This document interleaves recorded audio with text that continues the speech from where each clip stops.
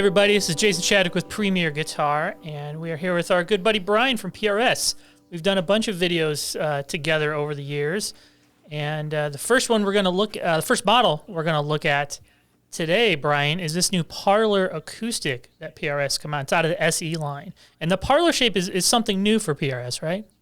It is, yeah. Up until now, the SE acoustics have all been two body styles, the Angelus and Tonari, that have been identical typically in the overall size. Just one is a cutaway and one is not. So this is technically the Tonari line in that it's not a cutaway, but it is obviously a very different, not just body size, it's different scale length. The only one that really differed from it in the past, for a little while they made that the Alex Lifeson model that was the thin line, but still, otherwise the same outward contours. But this one, so this is the P20E. You can get a P20 too, which the E stands for electronics. Okay, so you can get this without a pickup, which is also new for the PRS SE acoustics. Up until now, the electronics came standard in all of them. Having that option to me is great because if you have your own pickup that you love, you might have a very specific pickup you like. Maybe, and for these kind of guitars, sometimes the sound hole pickups can be very cool, like give it a different mid-range focus.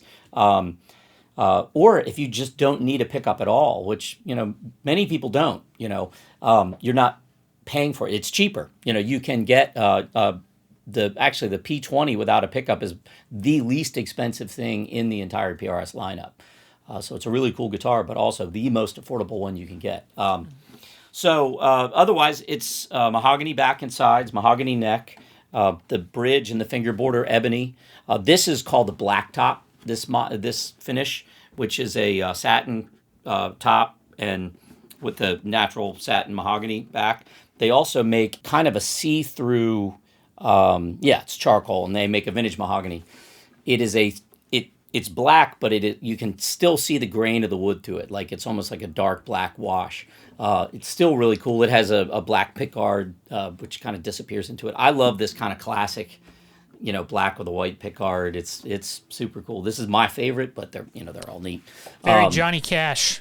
It is, yeah, it is. And I'll say, they're super fun to play and lightweight. It's a slightly shorter scale length. I think it's a 24.72 or 7.3.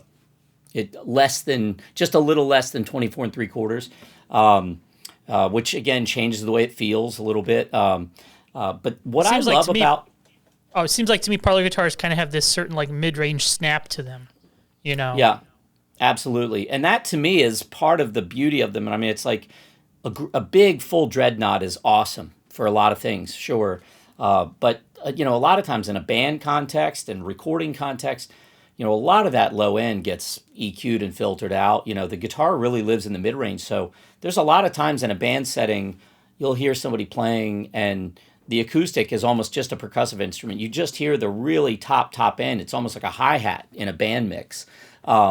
Because, some of those big guitars have a very scooped mid-range, full low end and sparkly top. These have this really pronounced mid-range that really cut through in a band setting. Often you see a lot of people who record acoustic guitars in bands using smaller body guitars, concert size and triple O's and stuff. So the Parlor to me is kind of on the extreme end of that, really cool small body, but they're also great for travel guitars.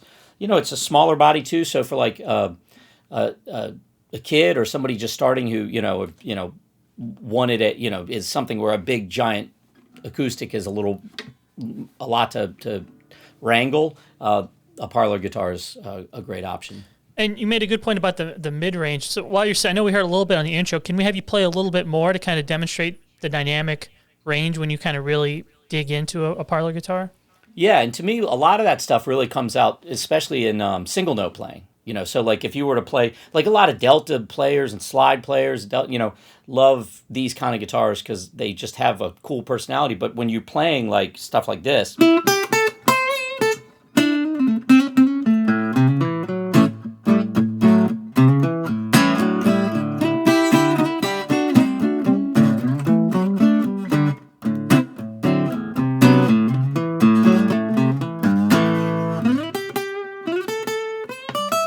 there's there's a lot of like focused mid on those single notes too, so they really kind of cut through. Where it's a lot of acoustics, you get that spike of that top end of the note it kind of overshadows the note itself when you're trying to play single notes.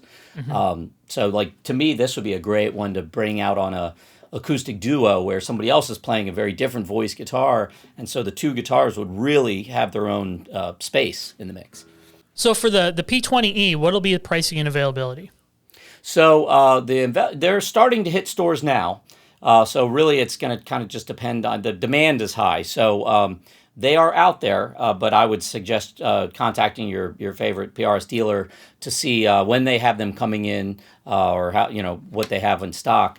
The P20E is going to be $579, I believe, with the pickup.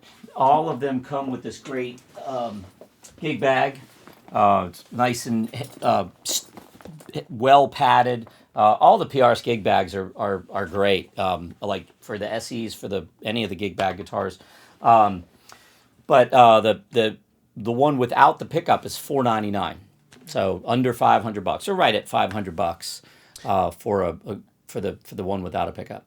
And one last point, I forgot to ask, what are those PRS electronics in there, or? It's they're Paul.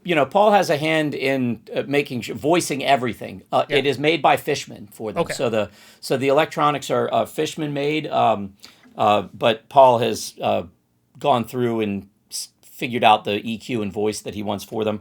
The controls are located right inside here. There's a tone control, and then there's a volume output, and the plug, instead of being just like on the other SE acoustics, instead of having the plug here on the end pin, it is in its own little spot right where the battery compartment is, which is very convenient. I can't tell you how many times I've been in the middle of a gig, trying to like reach my hand inside the strings to change a battery that's inside the guitar, which is no fun. So I love the fact that they put it accessible on the outside. Cool. All right, we'll have you play us out with a little bit, Brian. But thanks again for joining us. And keep tuned to Premier Guitar.